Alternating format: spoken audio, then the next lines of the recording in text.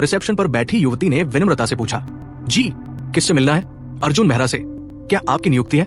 विक्रम मुस्कुराया, नहीं, बस इतना कह दीजिए, पुराना दोस्त मिलने आया है। युवती ने इंटरकॉम मिलाया। कुछ सेकंड बाद उसने मुस्कुराकर कहा, सर आपका इंतजार कर रहे हैं। लिफ्ट सीधे 7वीं मंजिल पर जाकर रुकी। दरवाजा खुलते ही विक्रम कुछ पल के लिए ठिठक गया।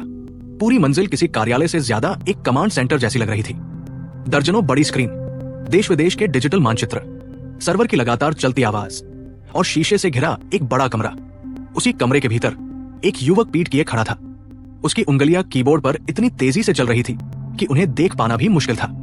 अचानक बिना पीछे देखे ही उसने कहा, 5 साल 3 महीने और 17 दिन।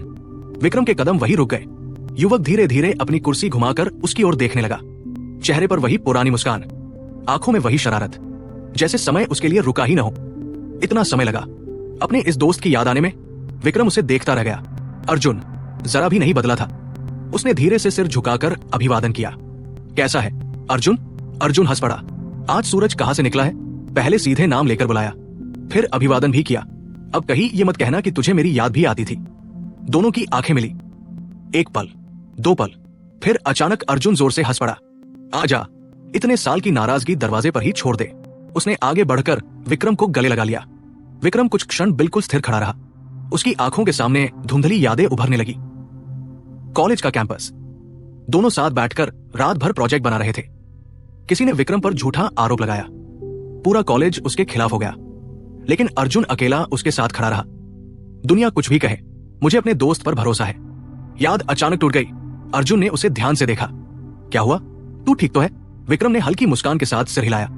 हाँ, बस कुछ पुरानी बातें याद आ गई। अर्जुन ने उसकी आंखों में झांका। उसे साफ महसूस हो रहा था, आज उसके सामने खड़ा विक्रम पहले वाला विक्रम नहीं था। लेकिन उसने कोई सवाल नहीं पूछा, वो केवल मुस्कुराया। चल कॉफी पीते हैं, बहुत सारी बातें करनी है। दोनों शीशे के पीछे बने निजी कक्ष की ओर बढ़ गए। विक्रम के होठों पर हल्की मुस्कान उभर आई।